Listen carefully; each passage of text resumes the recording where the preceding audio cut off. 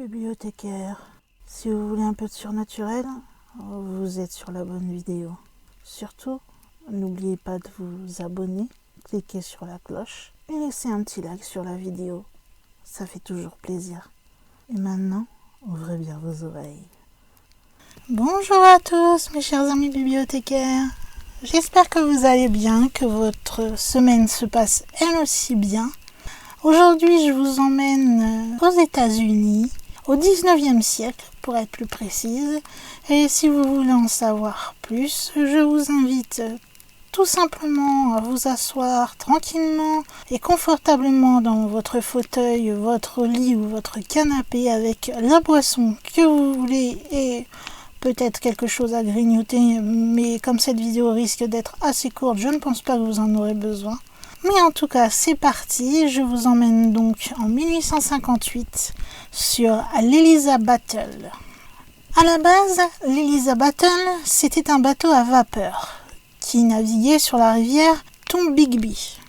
Ce bateau parcourait sur cette rivière une route qui allait de Columbus dans le Mississippi jusqu'à Mobile, dans l'Alabama, aux États-Unis. Et cela, bien sûr, dans les années 50, 1850. Désolé, l'habitude de dire les années 50, mais généralement on parle des années 1950 dans ces cas-là. Donc précision, c'est bien 1850. Malheureusement, ce bateau a été détruit dans un incendie sur la rivière près de Pennington, en Alabama. Et cela le 1er mars 1858. À l'époque, ce fut l'une des plus grandes catastrophes maritimes de l'histoire de la rivière Tombigbee. Il y a eu environ 33 personnes tuées, alors que normalement, l'Eliza Battle comptait à peu près une soixantaine de passagers. Sans oublier l'équipage qui était d'environ de 45 employés. Pour aller un peu plus dans les détails, je vais vous en dire un petit peu plus sur l'Eliza Battle et ce qui lui est arrivé. L'Eliza Battle, on l'a lancée à New Albany, dans l'Indiana, en 1852. Sa description, c'est un bateau à roues latérales. Il a une coque en bois et il pesait environ 316 tonnes. On peut dire que c'était un beau bébé pour un bateau à roues. On a ensuite exploité ce bateau de Mobile en Alabama et c'est la société Cox, Bernard & Company qui s'en est occupée. À l'époque, c'était un des bateaux les plus luxueux qui sillonnait les eaux de l'État. Et sachez que l'ancien président Millard Fillmore a même été sur ce bateau. Il a été diverti sur celui-ci lors d'une réception qui s'est déroulée à Mobile le 7 avril 1854. Son commandant était S. Graham Stone et son pilote Daniel Epps. Je ne vais bien sûr pas vous faire tous les détails des voyages de l'Eliza Battle et nous allons directement parler de celui qui malheureusement va amener à la tragédie. Un jour de février 1858, l'Eliza Battle va quitter Columbus. Malheureusement, l'Eliza Battle n'était pas vraiment capable de passer pleinement sur le Tombigbee aussi loin au nord lorsqu'il y avait une saison d'inondation régulière de la rivière, surtout pendant les mois d'hiver, et février en faisait partie. Donc, pour pouvoir avancer, le navire va faire son chemin en aval, va s'arrêter d'abord à Pickensville, puis Gainesville, Demopolis, et il fera aussi d'autres petits arrêts ou débarquements fluviaux. Au moment où l'Eliza Battle va quitter Demopolis, le 28 février 1858 pour être précise, il avait à son bord 60 passagers, 45 membres d'équipage et un chargement assez important de balles de coton. Au cours d'une nuit qui était froide, il y eut un fort vent du nord qui va commencer vraiment à souffler très fort. La température de l'air va diminuer et cela de 48 degrés Fahrenheit dans les 2 heures qui vont suivre la tombée de la nuit. Le mois de février comptait 28 jours cette année-là, que le lendemain nous étions le 1er mars, lorsqu'à 2 heures du matin, à environ 51 km en aval de Demopolis, près du Beckley's Landing, on va découvrir que des balles de coton qui se trouvaient sur le pont principal étaient complètement en flammes. Il y a d'ailleurs un article qui sera publié le 4 mars 1858 dans le New York Times qui indique que cet incendie a été repéré par l'équipage vers 2 heures du matin, la cause en étant inconnue. On peut lire dans le New York Times « Le feu a pris naissance parmi les balles de coton sur le pont arrière sous la cabine. En ce qui concerne le compte-rendu du journal, on y explique que le capitaine S. Graham Stone a tenté de diriger le bateau vers le rivage.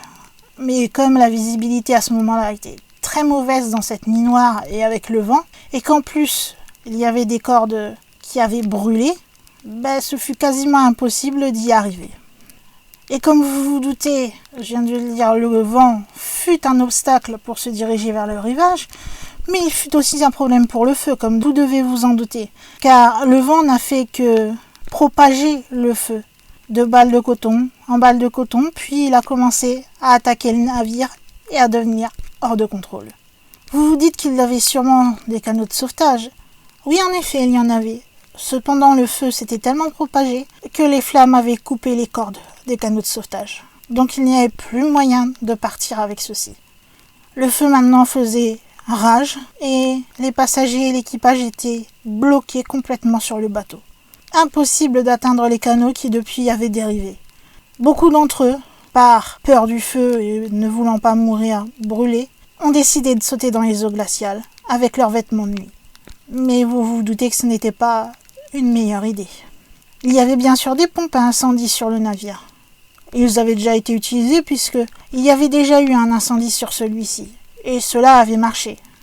Mais pas cette fois-ci. Comme ils étaient près d'une ville, il y a des résidents qui tout de suite prirent leur barque, enfin tout ce qu'ils avaient sous la main pour essayer de se rapprocher le plus possible des bateaux, pour tout simplement essayer de sauver les gens qui étaient à l'eau ou ceux qui n'avaient pas encore sauté. Puis l'Eliza Battle va s'arrêter complètement au-dessus du Camps Landing, ce qui se situe près du pont moderne de la route 114 de l'Alabama sur la rivière près de Pennington. On a secouru les survivants. Il y a eu d'ailleurs un bateau qui est venu aider qui s'appelait le Magnolia, qui s'est ajouté donc aux résidents locaux. Il y avait même certains passagers qui, pour se protéger, lorsqu'ils avaient sauté dans l'eau, avaient réussi à atteindre des arbres et étaient montés à la cime de ceux-ci le long de la rivière. Mais malheureusement, ils ne purent pas sauver tout le monde. Certains s'étaient jetés à l'eau et malheureusement ne savaient pas nager, donc ils sont morts en se noyant. D'autres, comme je vous l'ai dit, n'ont pas choisi la meilleure solution en se disant qu'ils ne voulaient pas mourir brûlés puisque l'eau étant extrêmement froide et vu qu'ils étaient seulement en linge de nuit, donc vous vous doutez que c'est des petites choses de rien du tout, c'est pas le gros manteau qui réchauffe bien, etc. Ce qui fait que quand ils ont sauté dans l'eau, ça a été un choc thermique total pour leur corps et plus ils sont restés dans l'eau, plus l'exposition au froid a été importante et les a tués tout simplement. Lorsque l'incendie a fini de ravager l'Eliza Battle, le navire a commencé à couler sous les eaux du Tombigbee. La coque de l'épave est toujours visible. Elle est au fond de la rivière, à peu près à 28 pieds, ce qui signifie environ entre 8 mètres et 9 mètres de profondeur, et vous pouvez toujours la voir de nos jours.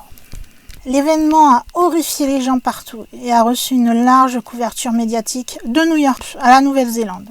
Cependant, comme pour toute histoire racontée et racontée depuis 150 ans, la réalité et la fiction ont un petit peu fusionné. Vu ce qui s'est passé, cette catastrophe et les conséquences de celle-ci vont entrer peu à peu dans le folklore du sud-ouest de l'Alabama. Et on va commencer à parler de plus en plus de navires fantômes. En effet, après cet incident, il y aurait eu de nombreuses observations de personnes qui disent qu'ils auraient vu le navire encore en feu au nord de Pennington, et même certains l'auraient vu jusqu'à Nanafalia en aval.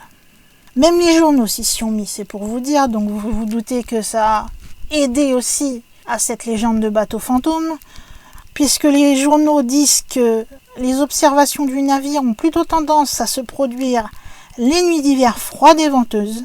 Le navire, qui vous le savez donc maintenant est entièrement englouti, apparaîtrait sur la rivière près des mêmes endroits où se serait produit la catastrophe. On pourrait, certains disent, entendre parfois la musique jouée sur le bateau, qui serait à la dérive sur la rivière. On va raconter également que des observations sont faites par des hommes de la rivière et que si vous croisez l'Eliza Battle, ou du moins le navire fantôme de l'Eliza Battle, cela insinue que un désastre imminent arrive soit pour vous ou pour votre navire. Pour faire simple, il est donc de très mauvais augure de croiser l'Eliza Battle, ne serait-ce que son fantôme, sur la rivière Tombigbee. Mais il n'y a pas donc que le vaisseau fantôme qui à sa petite légende, puisque même les restes, ou du moins l'épave de l'Elisa Battle, qui se trouve donc, je vous rappelle, entre 8 et 9 mètres de profondeur, ce qui est pas mal, eh bien on va y développer certaines légendes. On raconte que en 1942, un homme aurait rapporté Birmingham News, 30 ans après la tragédie, que lui et son ami avaient mis le feu à l'Elisa Battle. Cet homme à l'époque était sur son lit de mort et il s'est dit qu'il allait tout avouer pour s'alléger devant son passage vers Dieu. Bien sûr, son récit n'a jamais pu être prouvé. Il y a un autre qui aurait déclaré qu'il y avait des joueurs professionnels à bord qui ont allumé le feu pour se venger parce qu'on les aurait pris à faire quelques petites activités illégales et pas n'importe qui les aurait surpris puisque ça aurait été le capitaine. Mais ce qui revient le plus souvent, comme je vous disais, c'est que beaucoup de témoignages disent que si vous êtes près de la rivière Tombigbee, vous pouvez entendre parfois la musique qui dérive tout doucement sur l'eau et qui se rapproche de ceux qui l'entendent. Et cette musique serait souvent après accompagnée de cris de personnes qui implorent qu'on les sauve. D'autres personnes, elles, vont voir le fantôme du Elisa Battle flotter sur la rivière vers la destination qu'il n'a jamais atteinte au final, c'est-à-dire Mobile. Je n'avais jamais entendu parler de cette catastrophe et de ce navire. Mais apparemment, cette histoire et le folklore qui a été associé à celui-ci auraient été romancés dans plusieurs nouvelles, et notamment dans les deux plus célèbres qui sont The Phantom Steamboat of the Tombigbee, le navire fantôme de Tombigbee en français, mais également dans les 13 fantômes de l'Alabama, et pour finir dans Jeffrey de Catherine Tucker Wyndham. Voilà tout ce que j'ai pu trouver en ce qui concerne ce malheureux vaisseau quelque part, puisque c'est un accident qui a amené à la mort plusieurs personnes, malheureusement. C'est toujours le même problème, est-ce que ces faits sont avérés ? Je n'ai pas trouvé de témoignage récent de quelqu'un qui dit avoir vu l'Elisa Battle sur les eaux du Tombigbee, donc je n'en sais pas plus.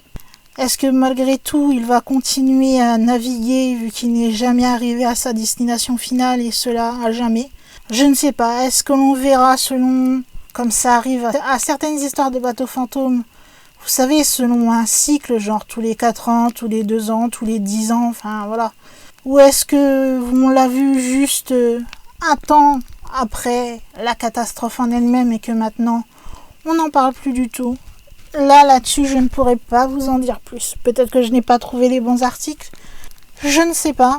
Mais en tout cas, dans tout ce que j'ai pu lire, je n'ai trouvé que ce que je vous ai rapporté dans cette vidéo. J'espère quand même que celle-ci vous aura plu malgré tout. Que vous aurez découvert un bateau fantôme moins connu que le Marie Céleste, par exemple. Vous inquiétez pas, il y passera quand même un jour, puisque des transports fantômes, il n'y en a pas non plus des tonnes. Donc un jour, je serai bien obligée de vous faire une vidéo sur le Marie Céleste. Mais je le retarde, car vous savez, mon but est de vous faire découvrir des histoires un peu moins connues que ce que la majorité des personnes vont vous demander, parce qu'ils connaissent quasiment que celle-là. Non, moi je vais vous faire découvrir des histoires paranormales. Vous savez donc, si vous avez aimé cette vidéo, vous pouvez me le dire en commentaire, me dire s'il y a quelque chose que vous n'avez pas compris. Si vous avez un sujet de vidéo en particulier que vous voulez. Si vous avez aimé celle-ci, vous pouvez me mettre un petit pouce en l'air ou un pouce bleu ou un like. C'est comme vous choisissez de l'appeler, ce petit bouton avec un pouce en haut. Voilà. Si vous avez aimé cette vidéo et que vous souhaitez en voir plus, déjà vous avez toutes les anciennes. Surtout ne jugez pas les vidéos du début, c'est un début, tous les youtubeurs au début ont un peu de mal. Même moi si j'ai toujours du mal encore aujourd'hui. J'essaie de vaincre ma timidité peu à peu et de me lâcher de plus en plus, mais ça reste compliqué. Donc si ça vous a plu et que vous en voulez plus, sachez qu'il y a 3 vidéos qui sont publiées par semaine. Et donc pour n'en louper aucune, il suffit tout simplement de vous abonner et d'activer la petite cloche en cochant bien le petit carré qui dit recevoir toutes les notifications de la chaîne, et là vous ne louperez aucune vidéo. Et je crois que le dernier point serait de partager cette vidéo partout où vous le pouvez. Je crois que c'est ça. Si vous l'avez apprécié ou que vous voulez faire découvrir cette histoire à d'autres personnes qui ne la connaissaient pas et que vous pensez que cela pourrait les intéresser, eh bien, vous pouvez partager sans problème cette vidéo à qui vous voulez. Il n'y a aucun souci là-dessus. Vous le savez. Eh bien, mes chers amis, je crois qu'en tant que gardienne de la bibliothèque, il est temps de fermer les portes de celle-ci et de vous dire à une prochaine vidéo.